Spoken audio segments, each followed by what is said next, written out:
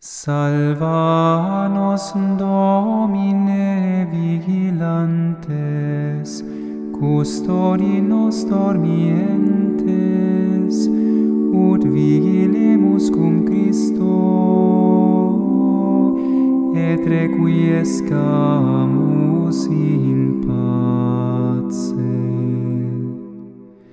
Nunc dimiti servum tuum, Domine, secundum verbum tuum in pace. Quia viderum oculi mei, salutare tuum. Quo parasti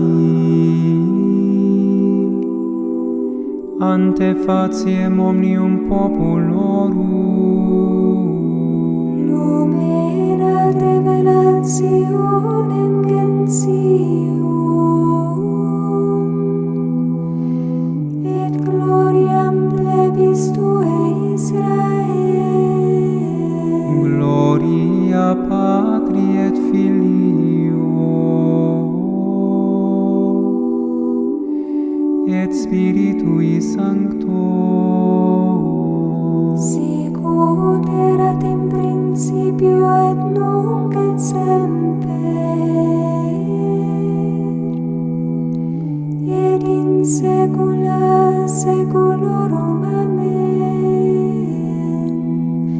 Salva nos, Domine, vigilantes, custodi nos dormientes, ut vigilemus cum Christo, et requiescamus in pace.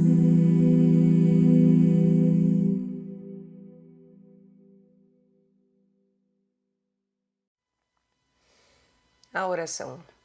O grande meio para alcançarmos de Deus a salvação e todas as graças que desejamos. Por Santo Afonso Maria de Ligório, Bispo e Doutor da Igreja. Editora Santuário, Aparecida, São Paulo, canal Le Conde. Caros ouvintes, caso gostem do que aqui é lido, por favor adquiram o livro. E caso gostem do meu trabalho, venham auxiliá-lo. Isso é possível via Pix, Apoia-se, Vaquinha. Qualquer centavo fará diferença, caso algo valha este meu trabalho. Também é possível entrar em contato com a minha lista da Amazon, através da qual você pode comprar livros que chegarão até mim para que sejam gravados, e caso lá não haja algum livro que você queira, basta solicitá-lo em particular ou aqui nos comentários. Os links todos estão no descritivo. Assim como caso você queira acompanhar a leitura deste livro, o link também está no descritivo. Agradeço publicamente à Biblioteca Alexandria Católica, que é um site voltado para a publicação de obras católicas. E peço para que curtam, compartilhem, comentem, inscrevam-se no canal, pois tudo isso faz diferença, gera engajamento e, portanto, faz com que esse conteúdo seja disseminado e ofertado para mais pessoas, possibilitando junto disso a ampliação do meu trabalho. Peço também para que orem por mim, por todos aqueles que fazem esse tipo de trabalho de colocar e disponibilizar o conhecimento a todos aqueles que busquem, e para que orem também pelo nosso país, por todos nós. Que oremos. Muito obrigada pela presença, a todos uma boa escuta. Esta é a conclusão do livro. Este livro não é o texto integral do Doutor da Igreja, contudo, são aí os principais pontos. E esta conclusão ela é tirada do capítulo 4 da segunda parte da obra original. A obra integral pode ser adquirida, basta procurar, é da editora Eclésia, basta buscar. A graça da oração é concedida a todos. Mais uma vez, obrigada pela presença e uma boa escuta. 1. A ninguém falta o auxílio divino para a oração. Já que a oração é tão necessária à salvação, devemos ter por certo que nunca nos faltará o auxílio divino para o ato da oração, sem que para isso seja necessária nova graça especial. Na oração encontraremos todos os outros auxílios para a observância dos mandamentos e para a consecução da vida eterna. Nenhum condenado poderá se desculpar com a falta dos auxílios indispensáveis. 2. Deus quer a salvação de todos. Por isso morreu por nós nosso Senhor Jesus Cristo, nosso Redentor. Deus concede a todos a sua graça, e salvam-se todos os que lhe forem fiéis. Estamos todos obrigados a esperar firmemente que Deus nos dará a eterna salvação.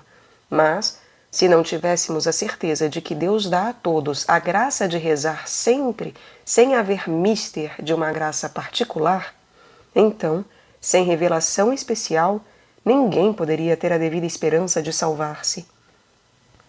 3. Deus ama os que nele confiam. A virtude da esperança é tão cara a Deus que ele declara achar a sua complacência nos que confiam nele. O Senhor se agradou sempre nos que esperam em sua misericórdia. Promete a vitória sobre os inimigos, a perseverança na sua graça e a glória eterna a quem espera e por que espera. Porquanto em mim esperou, livrá-lo-ei, protegê-lo-ei, livrá-lo-ei e glorificá-lo-ei. O Senhor o salvará, porque esperam nele. Guardai-me, Senhor, porque esperei em vós.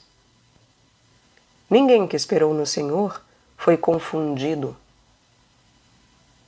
Persuadamo-nos de que as palavras de Deus e as suas promessas têm a mais absoluta firmeza, pois é certo que os céus e a terra passarão, mas as minhas palavras não passarão. Por isso, São Bernardo diz que todo o nosso mérito consiste em confiar plenamente em Deus. O motivo é porque muito honra a Deus a confiança que nele depositamos.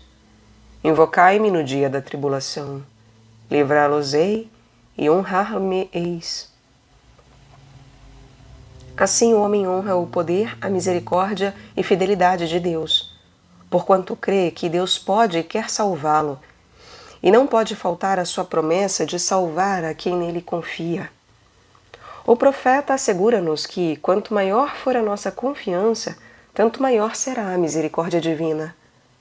Fazei, Senhor, cair sobre nós a vossa misericórdia, tanto quanto confiamos em vós. 4. Deus nos ordena a esperança. Por ser tão agradável a Deus esta virtude da esperança, ele não-la quis impor por um grave preceito, como dizem comumente os teólogos, e como consta de muitos textos da Sagrada Escritura. Esperai nele todo o povo. Vós, os que temeis o Senhor, esperai nele. Esperai sempre no vosso Deus. Esperai sempre na graça que vos é oferecida. Esta esperança da vida eterna deve ser firme e certa em nós. Como já disse Santo Tomás, a esperança é a expectação certa da bem-aventurança. Isto também declarou expressamente o Santo Concílio de Trento, dizendo: no auxílio de Deus, todos devem pôr firmíssima confiança, porque assim como Deus começou em nós a boa obra, Ele que dá a vontade e a execução, também levará ao fim, contanto que cooperemos com sua graça. E já antes o declarou São Paulo, dizendo de si próprio: porque sei em quem confiei, e estou certo de que é poderoso para guardar o meu depósito. Esta é a diferença que há entre a confiança do mundo e a confiança cristã. Para a esperança terrena, basta uma expectativa incerta, e nem pode ser de outra maneira, porque sempre se pode duvidar se quem prometeu alguma coisa mudou ou não a sua vontade de dar. Mas a esperança cristã, da parte de Deus, é certa. visto que Ele pode e quer salvar-nos e prometeu a salvação a quem observar a sua lei. Prometeu igualmente aos que pedirem as graças necessárias para esse fim. 5. Esperança e temor. É verdade que a esperança vem sempre acompanhada do temor, como diz o angélico. Porém, este temor não tem sua fonte em Deus, mas em nós mesmos, porquanto podemos faltar sempre, não correspondendo como devemos, e pôr-lhe obstáculos com as nossas desculpas. Por isso, com razão, o Concílio Tridentino condenou o erro dos que negam o livre-arbítrio, querendo que cada homem tenha certeza infalível de sua perseverança e de sua salvação. Este erro foi condenado pelo Concílio Tridentino porque, como havíamos dito, para conseguirmos a vida eterna é necessária ainda a nossa cooperação, e esta cooperação é incerta, falível. Por isso, o Senhor quer que, de um lado, tenhamos sempre o santo temor de nós mesmos, para não cairmos na presunção de confiarmos em nós mesmos. E, do outro lado, exige que estejamos certos de sua boa vontade e do seu auxílio, sempre que pedirmos. Confiados no poder e na misericórdia de Deus, diz Santo Tomás, certo de que Deus pode e quer nossa salvação, devemos esperar dele certamente a vida eterna. Do poder e da misericórdia de Deus está convencido quem tiver fé. 6. Firme deve ser a razão por que esperamos. Se, pois, deve ser firme a nossa confiança em Deus, consequentemente firme também deve ser o motivo de nossa esperança. Não sendo firme, mas duvidoso o fundamento da esperança, não poderíamos esperar e aguardar de Deus a salvação e os meios necessários para alcançá-la. São Paulo quer que esperemos com toda a certeza a nossa salvação. Se perseverardes, fundados na fé, firmes e imóveis na esperança do Evangelho que ouvistes. E em outro lugar confirma dizendo que a nossa esperança deve ser imóvel como uma âncora segura e firme, pois está fundada nas promessas divinas que não podem enganar. Desejamos que cada um de vós mostre o mesmo zelo até o fim, para tornar completa a vossa esperança, para que, por estas duas coisas infalíveis, nas quais é impossível que Deus minta, tenhamos uma grande consolação, nós que pomos o nosso refúgio em alcançar a esperança proposta, a qual temos como uma âncora firme e segura da alma. São Bernardo diz que nossa esperança não pode ser incerta, porque ela se apoia nas promessas divinas. Não nos parece vã e duvidosa esta esperança, pois nos apoiamos nas promessas divinas. Em outro lugar, falando de si mesmo, diz: sobre 3 bases coloco a minha esperança: o amor com que Deus nos adotou como filhos, a verdade de sua promessa e o poder que tem de cumprir sua promessa. 7. Oração sem hesitação. Por isso diz o apóstolo São Tiago que quem deseja as graças divinas deve pedi-las não duvidando, mas com a firme certeza de obtê-las. Peça com fé, sem hesitação alguma. Nada receberá se duvidar. Quem duvida é semelhante à onda do mar, que é levada de uma para outra parte pela violência do vento. Não pense, pois, que alcançará alguma coisa do Senhor. E São Paulo louva a Abraão por ele não ter duvidado das promessas divinas, dizendo que quando Deus promete, não falta. Não duvidou, nem de leve, das promessas de Deus, mas, fortificado pela fé, deu glória a Deus, sabendo que é poderoso para cumprir suas promessas. Por isso Jesus nos admoestou que receberemos todas as graças que desejamos, se pedirmos com a firme confiança de recebê-las. Portanto vos digo, tudo o que pedirdes na oração, crede que o recebereis, e assim sucederá. Em resumo, Deus não quer atender-nos se não estivermos certos de sermos atendidos. 8. A oração é um meio necessário à salvação. Agora, pois, voltemos ao nosso propósito. Nossa esperança de obter a salvação e os meios necessários para a mesma deve ser firme da parte de Deus. Os motivos dessa certeza são o poder, a misericórdia e a fidelidade divina. Entretanto, o motivo mais firme é a fidelidade de Deus em prometer-nos a salvação pelos merecimentos de Jesus Cristo e de dar-nos as graças necessárias para isso. Pois, por mais firmemente que creiamos no infinito poder e na misericórdia de Deus, contudo, como nota Jovênio, não poderíamos esperar com uma confiança absoluta a salvação se o Senhor não no-la tivesse prometido. Mas a promessa foi feita com a condição de rezarmos, como consta nas Escrituras. Pedi e recebereis. Se pedirdes a meu Pai em meu nome, Ele vos dará. Dará bens a quem lhe pedir. Importa rezar sempre. Não tendes, porque não pedis.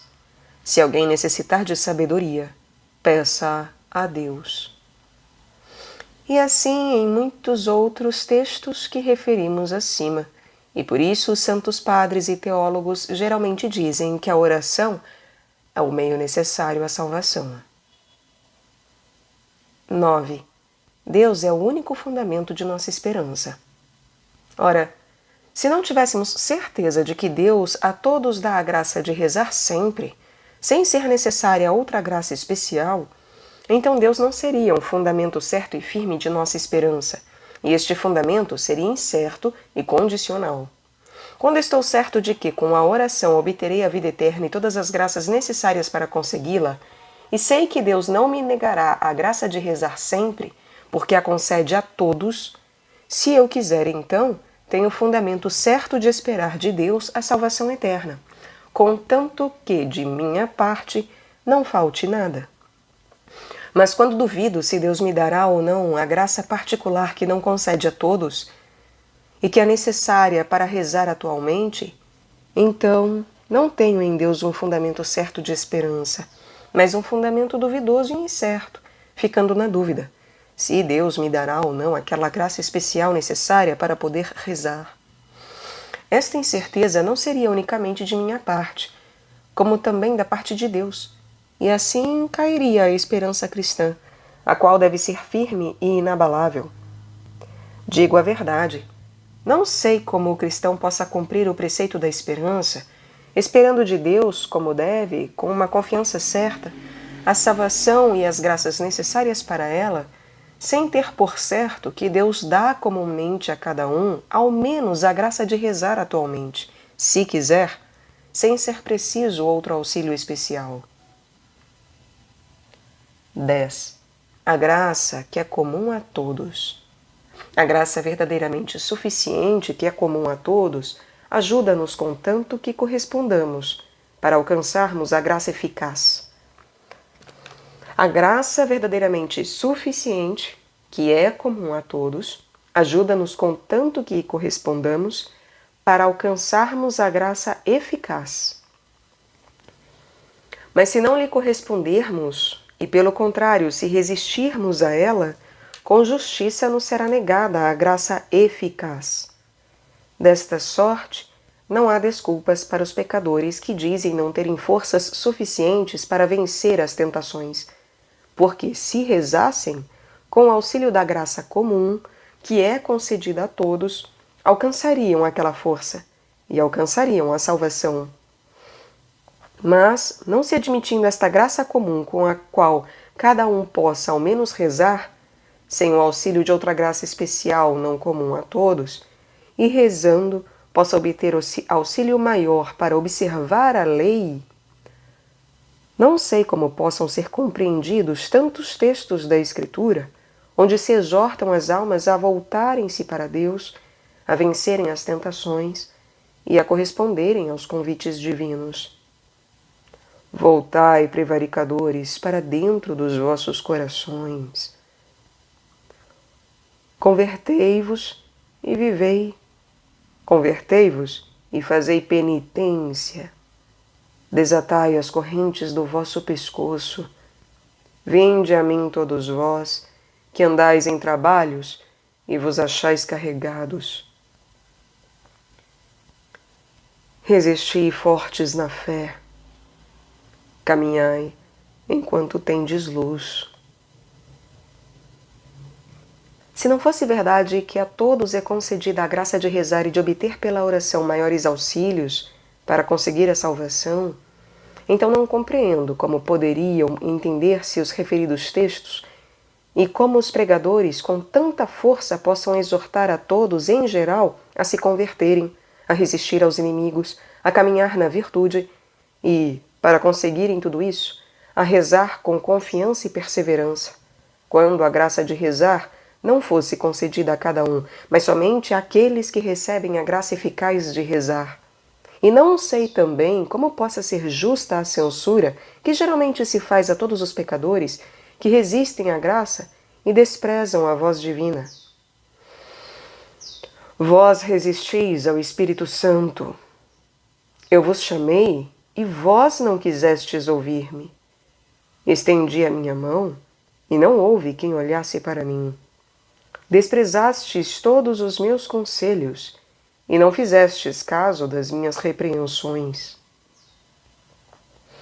Se lhe faltasse até a graça remota, mas eficaz de rezar, a qual os adversários supõem ser necessária para rezar de fato, como disse, se lhe faltasse até a graça remota, não compreendo como se lhes possa fazer tais censuras. 11. A intenção da obra. A intenção que tive em escrever esta obra não foi outra, senão de bendizer a providência e bondade de Deus e de socorrer os pecadores, a fim de não entregarem-se ao desespero, julgando-se privados da graça, e também para afastar toda desculpa, quando vierem dizer que não têm forças para resistir aos assaltos da paixão e do inferno. Mostrei que dentre os que se perdem, nenhum se perde por causa do pecado original de Adão, mas só por própria culpa, pois que Deus a ninguém nega a graça da oração. Com ela se obtém de Deus o auxílio para vencer toda concupiscência e toda tentação.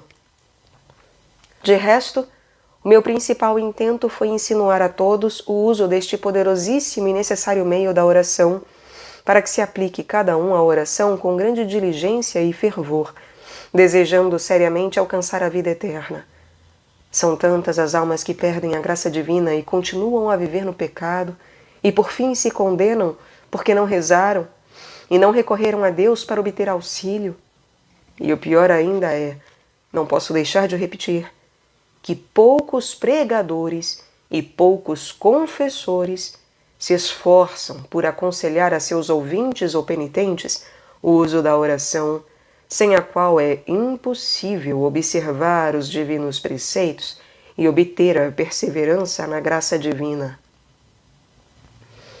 Considerando a absoluta necessidade de rezar, que em tantos textos nos impõe a Sagrada Escritura, tanto no Antigo como no Novo Testamento, fiz introduzir nas nossas missões o uso que já há muitos anos existe, de se fazer o sermão sobre a oração. E digo e repito, e repetirei sempre, enquanto tiver a vida, que toda a nossa salvação está na oração. Por isso, todos os escritores em seus livros, todos os oradores sagrados em suas prédicas, todos os confessores na administração do sacramento da penitência, nada deveriam inculcar com maior energia do que a obrigação de rezar sempre. Deveriam admoestar e exclamar continuamente e dizer: rezai, rezai, e não deixeis de rezar, porque se rezardes, será certa a vossa salvação. Se deixardes de rezar, será certa a vossa condenação. Assim deveriam fazer todos os pregadores e diretores, pois que na teologia católica nenhuma dúvida há desta verdade. Quem ora, obtém as graças, e se salva. Mas são pouquíssimos os que assim praticam, e por isso tão poucos os que se salvam.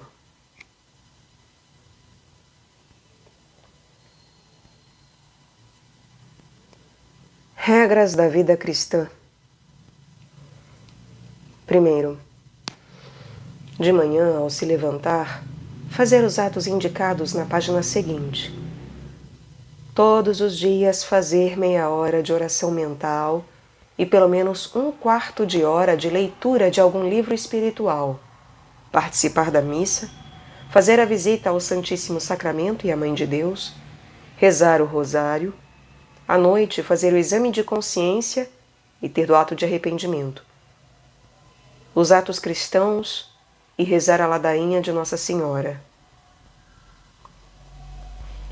Segundo, confessar-se e comungar pelo menos semanalmente e até mais vezes, se o diretor espiritual o permitir.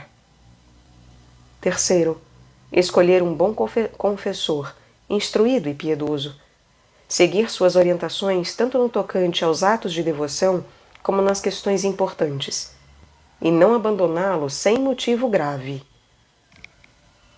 Quarto, evitar a ociosidade, as más companhias, as conversas inconvenientes e, principalmente, as ocasiões de pecado, especialmente quando há perigo para a castidade. Quinto, nas tentações, principalmente nas impuras, fazer logo o sinal da cruz e invocar os nomes de Jesus e Maria, enquanto durar a tentação. Sexto, se cometer algum pecado, arrepender-se logo e resolver emendar-se. Se o pecado for grave, confessar-se o quanto antes. Sétimo, sempre que possível, ouvir as pregações, pertencer a uma irmandade ou grupo, ali procurando apenas a salvação eterna. Oitavo, para honrar a Maria Santíssima, jejuar nos sábados e na vigília de suas festas, fazendo ao mesmo tempo alguma outra mortificação corporal, conforme o conselho do diretor espiritual. Fazer a novena para as festas de Maria, do Natal, de Pentecostes e do próprio padroeiro. Nas situações desagradáveis, doenças, perdas, perseguições, conformar-se com a vontade de Deus e ficar em paz, dizendo: assim Deus quer, assim seja. Todos os anos fazer os exercícios espirituais em alguma casa religiosa ou algum lugar retirado, ou pelo menos fazê-lo em casa mesmo, dedicando-se o mais possível à oração, às leituras espirituais e ao silêncio. Do mesmo modo, fazer um dia de retiro cada mês, evitando as conversas e recebendo a Eucaristia. Atos cristãos para cada dia. De manhã, ao levantar-se, tendo feito o sinal da cruz, faço os seguintes atos de adoração, de amor, de agradecimento, de propósito e de súplica. Primeiro, meu Deus, eu vos adoro e vos amo com todo o meu ser. Segundo, agradeço todos os vossos benefícios, especialmente de terdes me conservado nesta noite. Terceiro, eu vos ofereço as minhas ações, os meus sofrimentos deste dia, em união com as ações e os sofrimentos de Jesus e de Maria, com a intenção de ganhar todas as indulgências que puder. Quarto, proponho-me fugir de todos os pecados, especialmente, e aí é bom fazer um propósito particular quanto ao defeito em que mais se cai. Nos contratempos quero conformar-me sempre à vossa vontade. Meu Jesus, guardai-me. Maria, protegei-me sob o vosso manto. Pai eterno, ajudai-me por amor de Jesus e de Maria. Meu anjo da guarda, meus santos padroeiros, acompanhai-me. Reze depois o Pai Nosso, a Ave Maria, o Credo e 3 Ave Marias em honra da pureza de Nossa Senhora. Ao começar um trabalho, estudo ou qualquer outra ocupação, diga: Senhor, eu vos ofereço este meu esforço. As refeições, diga, meu Deus, seja tudo para a vossa glória, abençoai-me para que não caia em nenhuma falta. Depois das refeições, agradeço, Senhor, para que não caia em nenhuma falta. Agradeço o benefício que fizestes a quem vos ofendeu. Ao soar das horas, Jesus, eu vos amo. Não permitais que me separe de vós.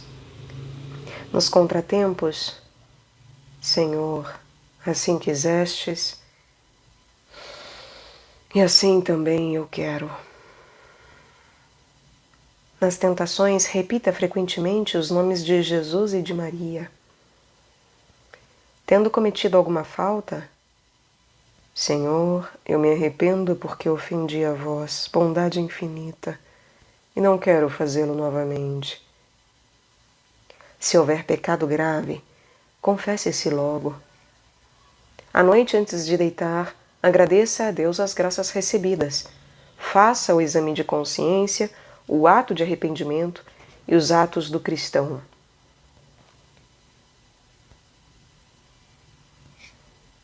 Modo prático de fazer a oração mental.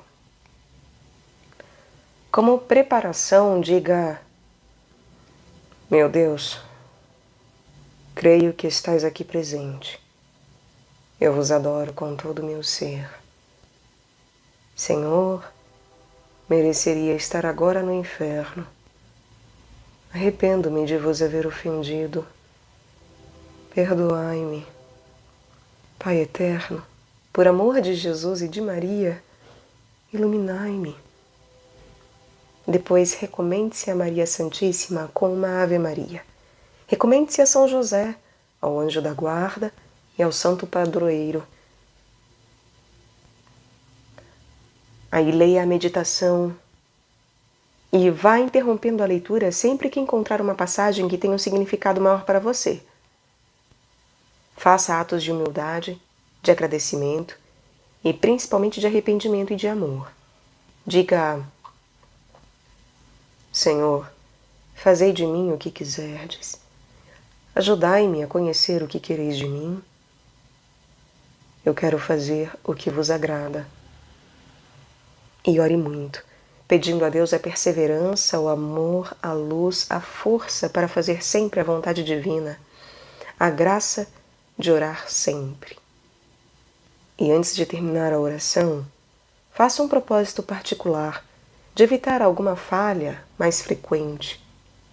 Termine com um Pai Nosso e uma Ave Maria. Nunca deixe de recomendar a Deus as almas do purgatório e os pecadores.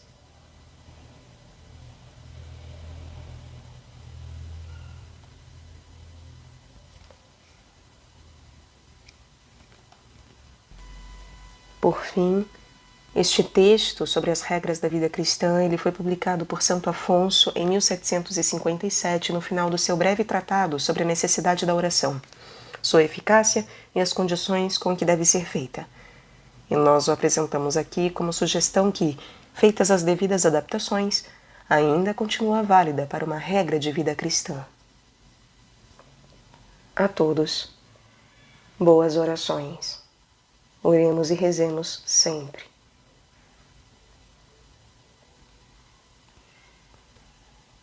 Que Deus os abençoe e que o glorifiquemos.